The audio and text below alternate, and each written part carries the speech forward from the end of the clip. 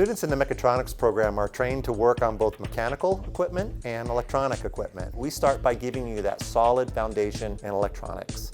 And then we move you into the robotics, the programmable logic controllers, the automation and instrumentation. It kind of sets the foundation of just everything from PLCs to simple power, analog, digital, and kind of gives you the foundation of any field that you would want to go into. I was actually pretty surprised how much of the stuff we learned in class played directly into my day-to-day work.